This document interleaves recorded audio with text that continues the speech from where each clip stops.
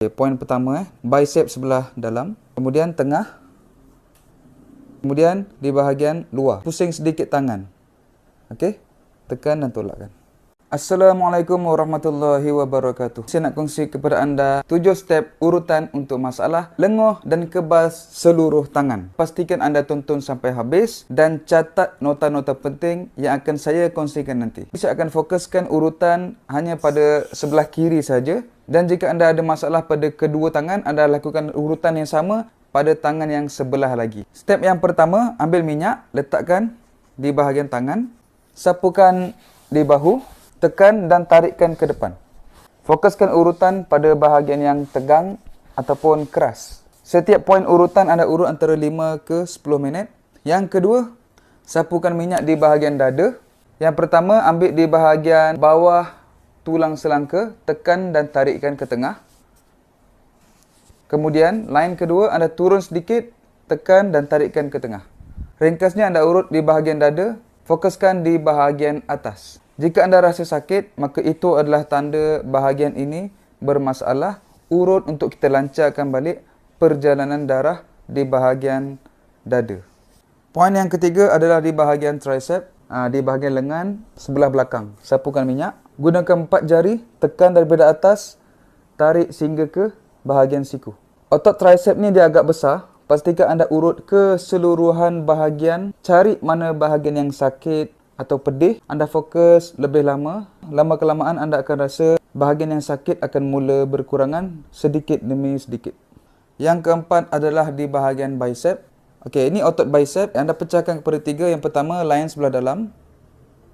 Kedua, tengah. Yang ketiga, line di tepi. Anda akan perasan ada tulang. Jadi, poin terletak di celahan tulang tu. Okey, urut. Okey, poin pertama di bahagian bicep sebelah dalam. Kemudian tengah. Okey, kemudian di bahagian luar. Anda boleh pusing sedikit tangan. Okey, tekan dan tolakkan.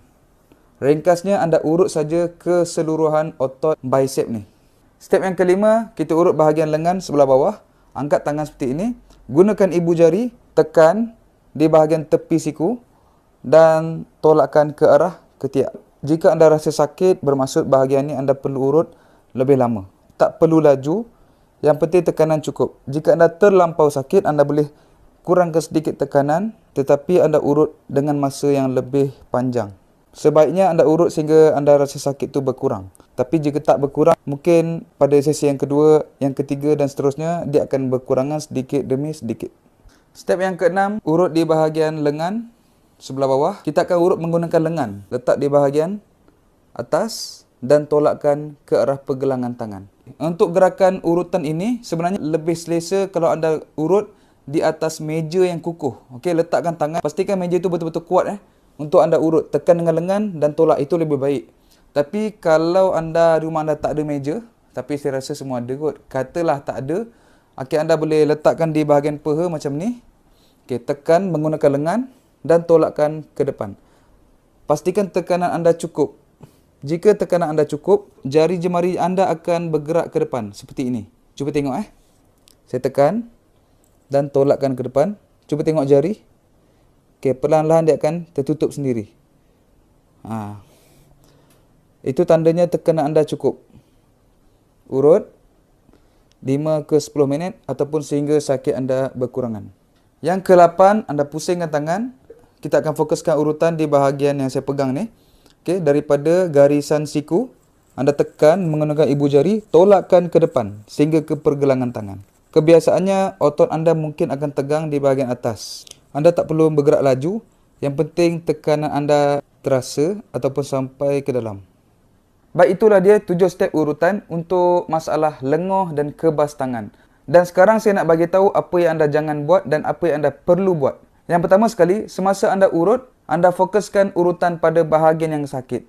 Saya tunjukkan 7 step ataupun 7 bahagian, tetapi mungkin anda ada yang sakit hanya 3 bahagian, ada yang sakit di 5 bahagian dan mungkin ada di kalangan anda yang sakit semua bahagian. Cuba kenal pasti bahagian mana yang sakit, yang perit, pedih atau berketul. Anda fokuskan urutan lebih lama pada bahagian tersebut. Yang kedua, anda jangan urut hari-hari ataupun jangan urut terlampau kerap. Tangan anda akan mudah untuk menjadi bengkak.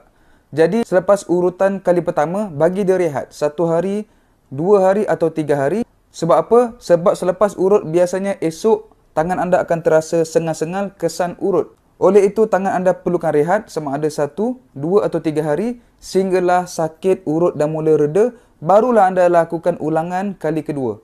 Okey, begitu juga lepas kali kedua anda urut, rehat 1, 2 atau 3 hari bergantung kepada keadaan tangan anda, barulah anda ulang kali ketiga. Anda lakukan urutan ni selama 7 sesi, insya-Allah anda akan nampak perubahan pada tangan anda. Untuk kesan yang lebih baik, saya sarankan anda untuk menggunakan minyak urut RG ataupun minyak saraf RG. Minyak ni dirumus khas untuk melegakan sakit urat dan sendi.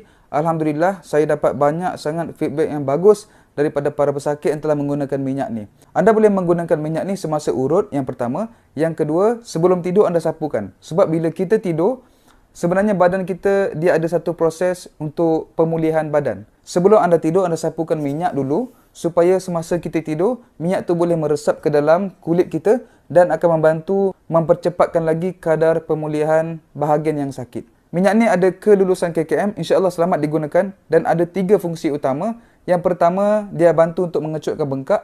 Yang kedua, dia melembutkan balik otot atau urat yang tegang. Yang ketiga, dia bantu untuk riliskan sakit bahagian sendi. Yang terakhir sekali, saya mohon jasa baik anda untuk tekan butang share sebab di luar sana sangat ramai orang yang sakit yang memerlukan ilmu seperti ini. Mungkin ada di kalangan mereka yang tak boleh bekerja, yang sukar untuk dukung anak, yang susah untuk buat kerja-kerja rumah. Sebab apa? Sebab sakit yang sudah lama. Jadi, tekan butang share, niat kerana Allah, kita sebarkan video ni kepada seramai mungkin orang. Mudah-mudahan mereka akan dapat manfaat dan beroleh kesembuhan dengan izin Allah. Jika orang-orang sakit tersebut jumpa video ni akibat share anda, kemudian mereka amalkan, mereka dapat manfaat, selagi mana mereka dapat manfaat, selagi itulah anda akan dapat ganjaran pahala.